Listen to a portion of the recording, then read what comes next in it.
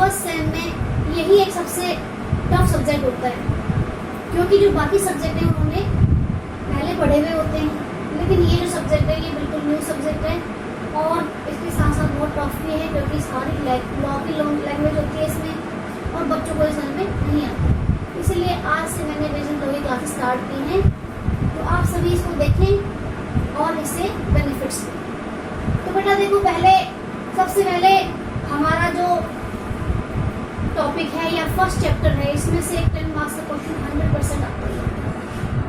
और हमारा लॉ कौन सा है? लॉ ऑफ कॉन्ट्रैक्ट, यानी कि इंडिया में जितने भी कॉन्ट्रैक्ट्स हैं वो किसी ना किसी लॉ से रेगुलेट होते हैं, किसी ना किसी एक्ट से रेगुलेट होते हैं। तो उसी एक्ट के बारे में आज आपको बताने जा रही हूँ। हमारे इस एक्ट का नाम है इंडियन कॉन्ट्रैक्ट एक्ट 1872। इंडिया में जितने भी कॉन्ट्रैक्ट्स हैं, जितने भी कॉन्ट्रैक्ट रेगुलेट हो रहे हैं, वो सारे इंडियन कॉन्ट्रैक्ट एक्ट 1872 के अंडर में कॉन्ट्रैक्ट हो रहे हैं। दो पर्सन, चाहे वो सेलर है, बायर है, या आपस में उन्होंने कोई म्यूचुअल एग्रीमेंट कर रखा है, या कोई भी पर्सन जो मेजॉरिटी की एज का है, यानी 18 ईयर से अबव है, वो अगर किसी दूसरे पर्सन के साथ कोई भी कॉन्ट्रैक्ट करता है तो उसका जो कॉन्ट्रैक्ट है वो इंडियन कॉन्ट्रैक्ट एक्ट 1872 के अंडर में रेगुलेट होता है। ठीक है, तो इसमें समझने वाली सबसे बड़ी चीज क्या है कि जो हमारा कॉन्ट्रैक्ट है, व्हाट इज कॉन्ट्रैक्ट, हमारा कॉन्ट्रैक्ट क्या होता है? कॉन्ट्रैक्ट, ठीक है, दो लोगों के बीच की म्यूचुअल एग्रीमेंट्स जहां पे लीगली बाउंडेशन आ जाती है कि अपने अपने प्रॉमिस को वो कंप्लीट करें। तो देखो, कॉन्ट्रैक्ट में हमारी दो चीजें आती हैं। पहला है एग्रीमेंट, एग्रीमेंट प्लस उसमें एनफोर्सेबिलिटी।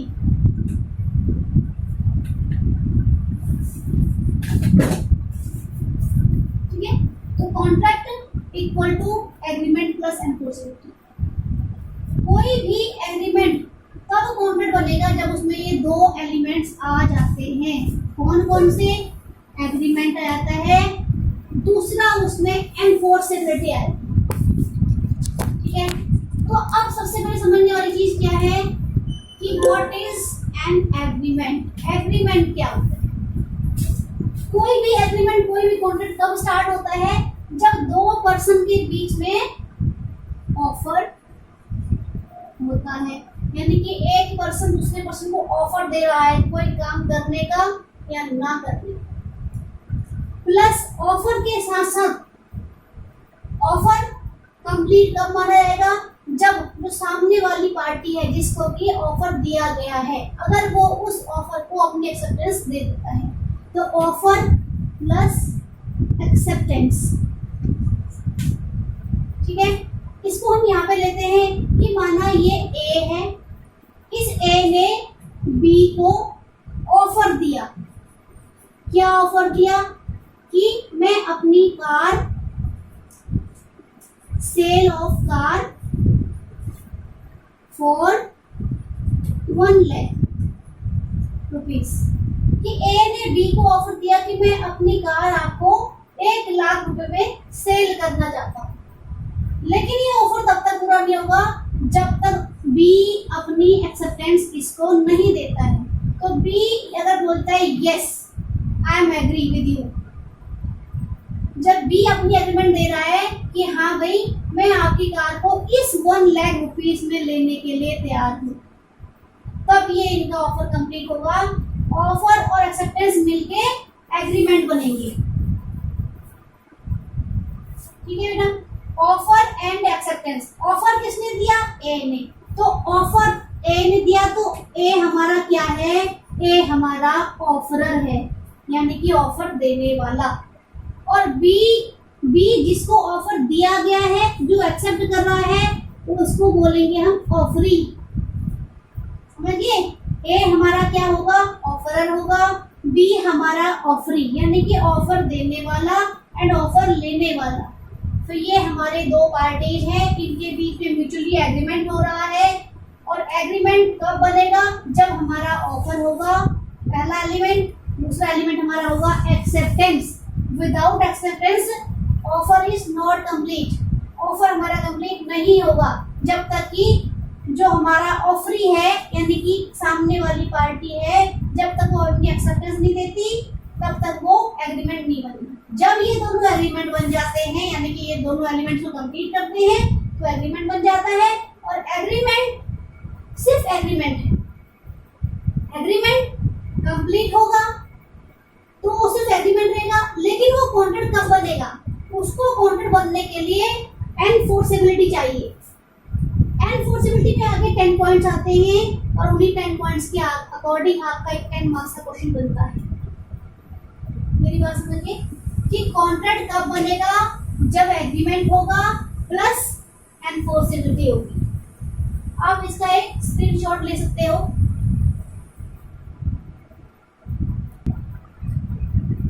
ठीक है बेटा, तो देखो एग्रीमेंट में हमने देखा कि एग्रीमेंट क्या होता है। Agreement set of offer and set of acceptance, यानी एग्रीमेंट एक ऐसी कंडीशन होती है, एक ऐसी म्यूचुअल एग्रीमेंट्स होती हैं जिसमें दोनों पर्सन एक दूसरे को ऑफर दे रहे हैं और एक्सेप्ट भी कर रहे हैं। ठीक है, तो लेकिन एग्रीमेंट तो बन गया क्योंकि एग्रीमेंट के ओनली दो ही एलिमेंट्स हैं। कौन कौन से हैं, ऑफर प्लस एक्सेप्टेंस।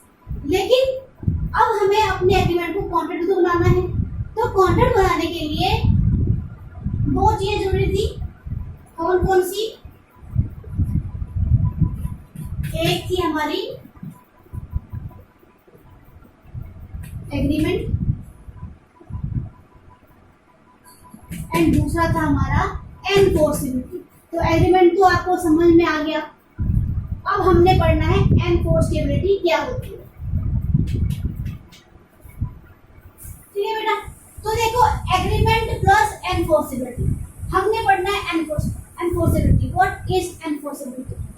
एनफोर्सेबिलिटी का मतलब कुछ ऐसी कंडीशंस, कुछ ऐसे एलिमेंट्स जो कि हमारे एग्रीमेंट को लीगली बाउंड करते हैं कि अगर एक पार्टी अपने प्रॉमिस को पूरा ना करे तो दूसरी पार्टी के पास एक पूरा राइट है कि वो अपने इस ऑब्लिगेशन को कंप्लीट करवा सके, यानी कि लीगली हेल्प ले सके।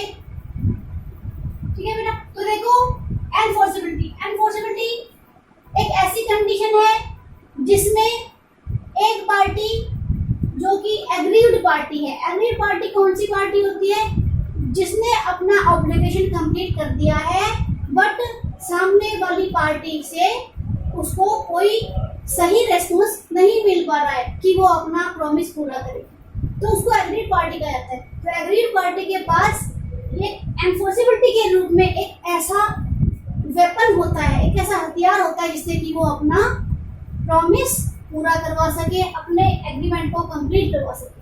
तो एनफोर्सेबिलिटी यानी कि एनफोर्सेबिलिटी का मतलब कि जो हमारा एग्रीमेंट है वो एनफोर्सेबल बाय लॉ होना चाहिए। एनफोर्सेबल बाय लॉ यानी कि लॉ के द्वारा उसको एनफोर्स करवा सके एग्रीड पार्टी, इसी को एनफोर्सेबिलिटी कहते हैं। तो एनफोर्सेबिलिटी में आगे 10 पॉइंट्स आते हैं। तो हमारा जो क्वेश्चन है, तो एनफोर्सेबिलिटी को कंप्लीट करने के लिए हमारे पास जो 10 एलिमेंट्स है वो कंप्लीट होने चाहिए। 10 एलिमेंट्स कौन से हैं वो देखो। ठीक है, 10 elements of 10 elements of enforceability.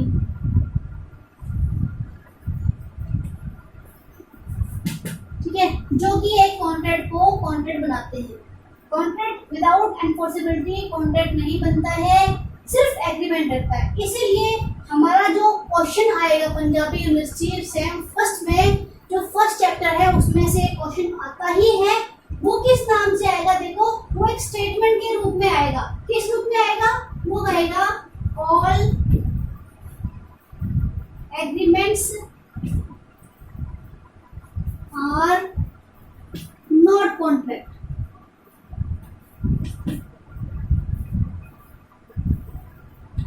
But all contracts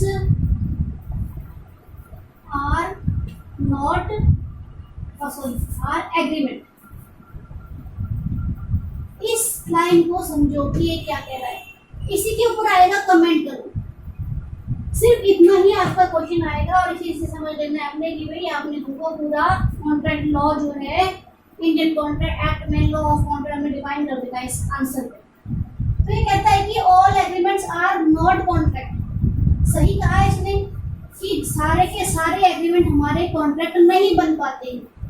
क्यों नहीं बन पाते हैं? क्योंकि उनमें एनफोर्सेबिलिटी नहीं होती है। विदाउट एनफोर्सेबिलिटी एग्रीमेंट्स कॉन्ट्रैक्ट नहीं बनेंगे। इसीलिए ये लाइन कहा गया है all agreements are not contract, कि सारे के सारे एग्रीमेंट कॉन्ट्रैक्ट नहीं बनते हैं। But all contracts are agreement, लेकिन जितने भी कॉन्ट्रैक्ट्स होते हैं वो सारे पहले एग्रीमेंट बनते हैं।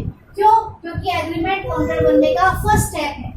एग्रीमेंट कॉन्ट्रैक्ट बनने का फर्स्ट स्टेप है और बिना एग्रीमेंट के जो हमारा कॉन्ट्रैक्ट है वो कॉन्ट्रैक्ट नहीं बन पाएगा, क्योंकि ये इसका बेस है।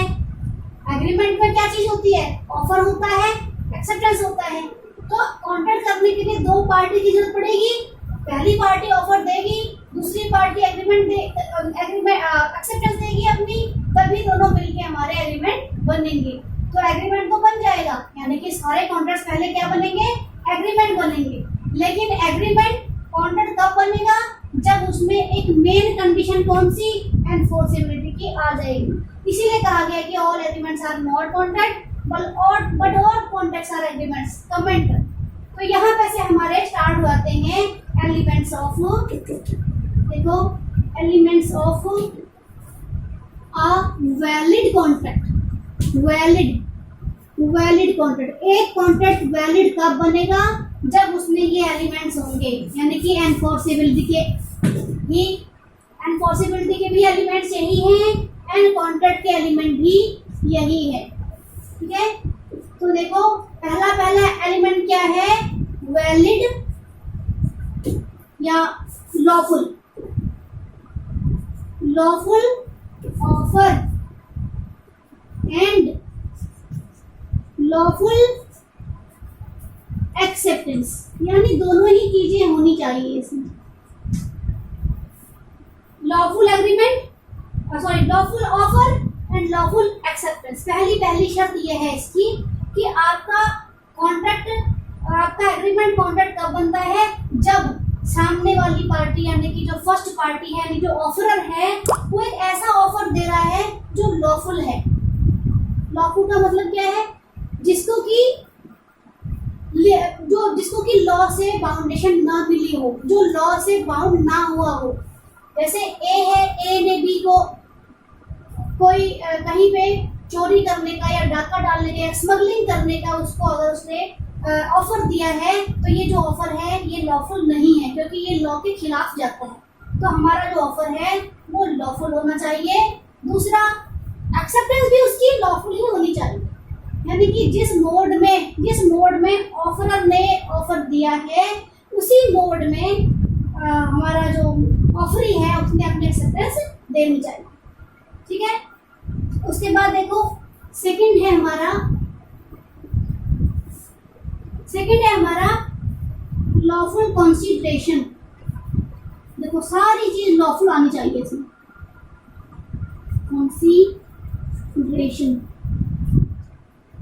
कॉन्सिडरेशन क्या होता है?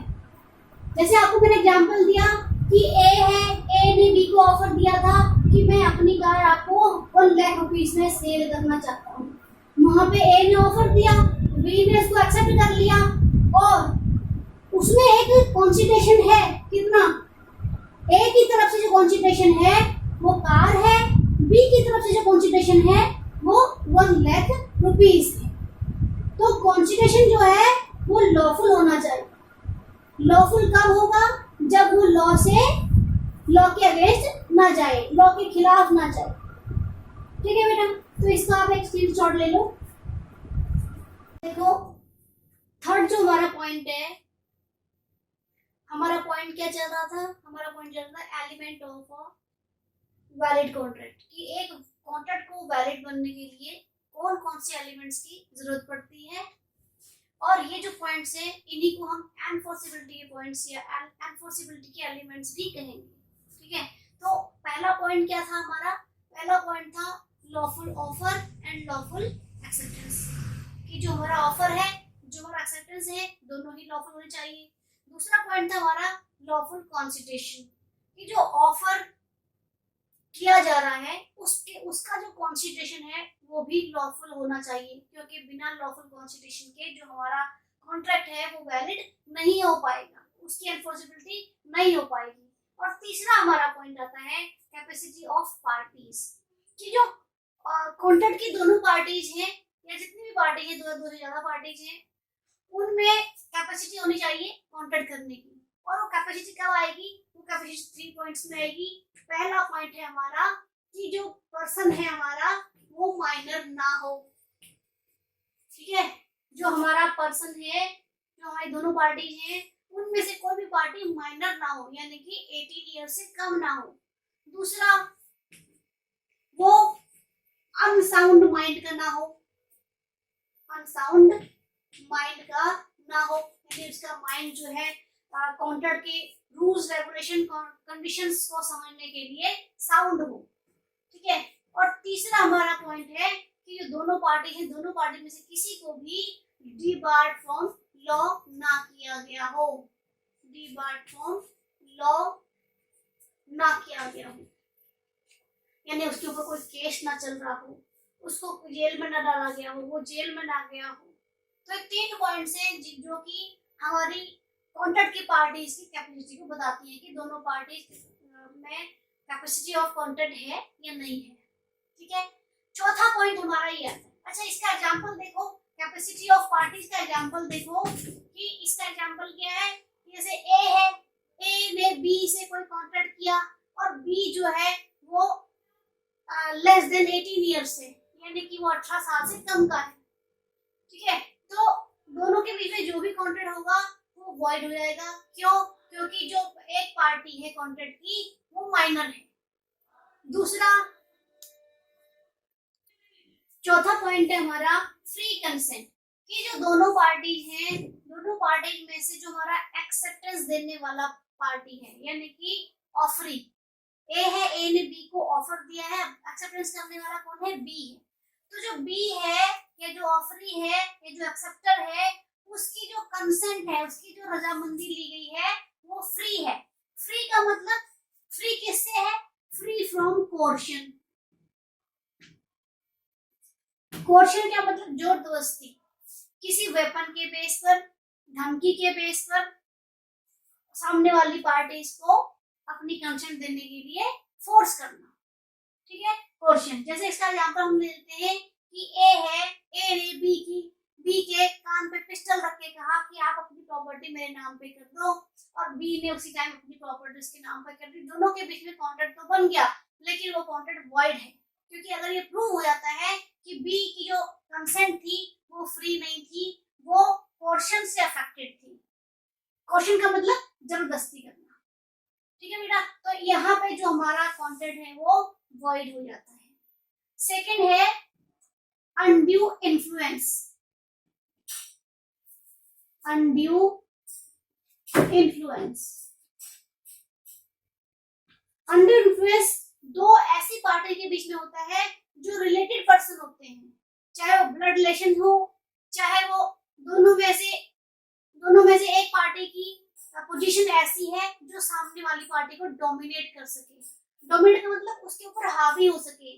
जैसे आजकल के बच्चे हैं, बेटे ने अपने फादर से जो है जबरदस्ती कोई ऐसी डिमांड कर दी कि उसको पूरी करनी पड़ी, और जो कि अनड्यू इन्फ्लुएंस का पार्ट माना जाता है। या फिर बॉस है, बॉस ने अपने एम्प्लॉय को कोई ऐसा काम करने को कह दिया जो कि इलीगल है, बट एम्प्लॉय को करना पड़ रहा है, यहाँ भी अनड्यू इन्फ्लुएंस है। ठीक है, तो कोर्शन एंड और भी अदर पॉइंट्स आगे आते हैं, वो मैं आपको इस चैप्टर में करवाऊंगी। ठीक है, अदर्स में आ जाएंगे जैसे मिस रिप्रेजेंटेशन कर देना। ठीक है, मिस रिप्रेजेंटेशन में कि किसी बात को गलत तरीके से दिखा के और सामने वाले की कंसेंट ले लेना, या बाय मिस्टेक मीनिंग ना समझना, कंडीशंस को ना समझना, टर्म्स को ना समझना, ये सारे हमारे फ्री कंसेंट में आते हैं।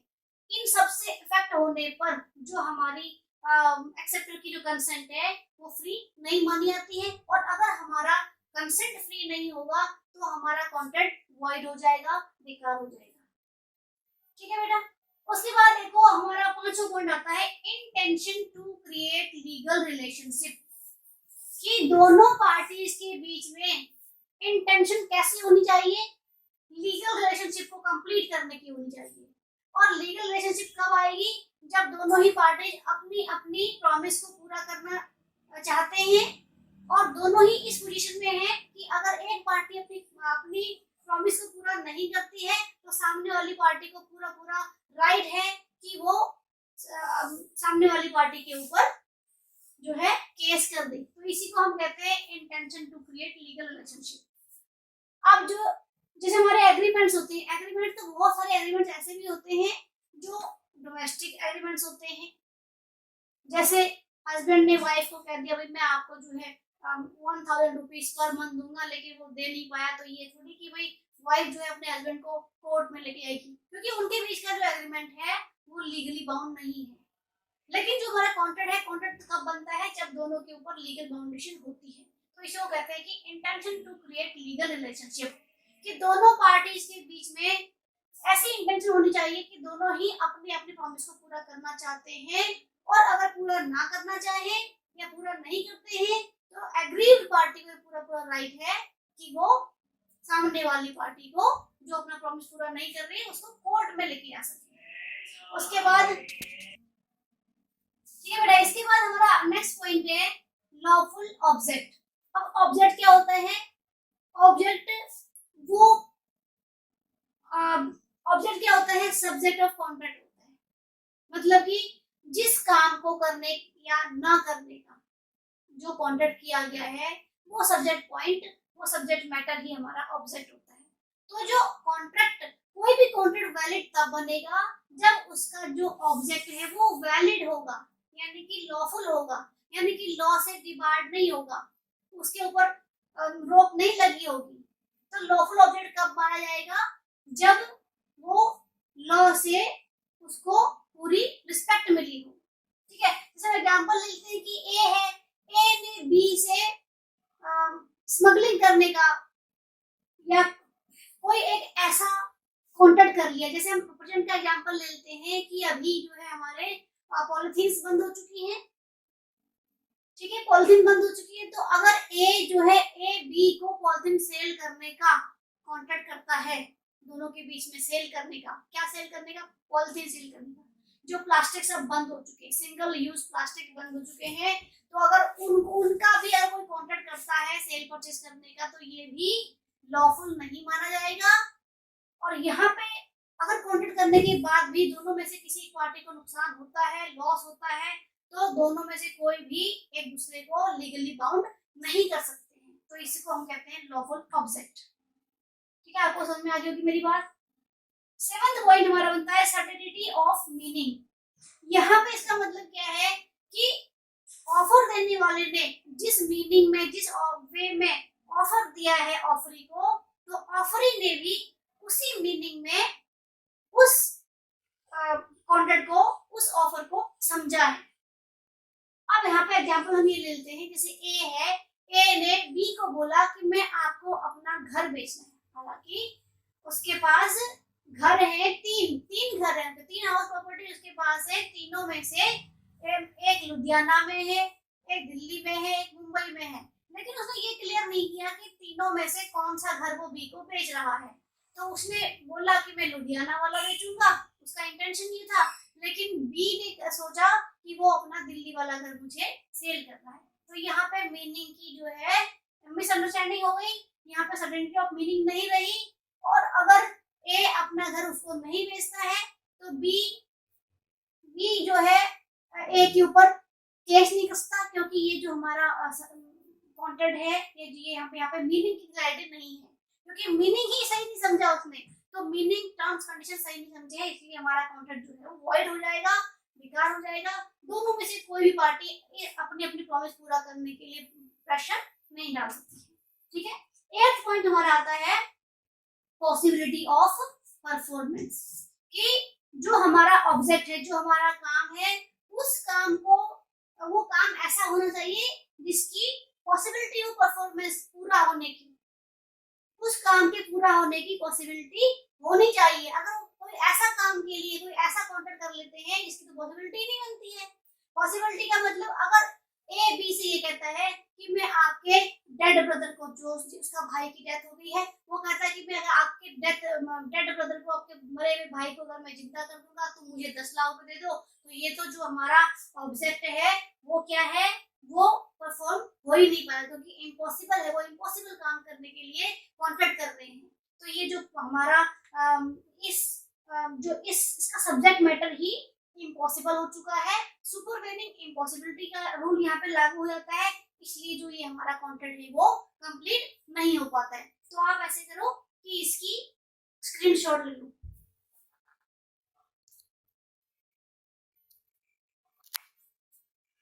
हाँ तो बेटा हमारा नेक्स्ट पॉइंट है not declared to be void. इसका मतलब क्या है कि जो हमारा कॉन्ट्रैक्ट है वो लॉ से वॉइड ना हुआ हो, लॉ से क्या किसी भी एक्ट को वो अगेंस्ट ना जाता हो। ठीक है, ये पॉइंट थोड़ा सा समझने में आपको प्रॉब्लम आएगी, क्योंकि यहाँ पे वो कह रहा है कि जो हमारा दोनों पार्टी के बीच में जो कॉन्ट्रैक्ट हो रहा है या एग्रीमेंट हो रहा है वो किसी भी एक्ट से अगेंस्ट न जा रहा हो और उससे वॉइड ना डिक्लेयर हो गया हो। ठीक है, अगर कोई पर्सन ऐसा है जो कि अपने जो हमारे दुश्मन देश हैं, जैसे पाकिस्तान को हम दुश्मन देश मानते हैं, ठीक है, और कुछ ऐसी कंट्रीज हैं जिनसे कि हमारे लगातार युद्ध वाले हालात बनते रहते हैं, तो उनको हम क्या मानते हैं, उनको एनिमी कंट्री माना जाता है। तो एनिमी कंट्रीज से या फिर किसी ऐसी कंट्री से कॉन्ट्रैक्ट कर लिया जाता है जिससे जिस टाइम पे कॉन्ट्रैक्ट हो रहा था उस टाइम पे तो वॉर वाले लक्षण नहीं चल रहे थे, कहने का मतलब है कि युद्ध नहीं चल रहा था, युद्ध वाली स्थितियां नहीं बनी थी।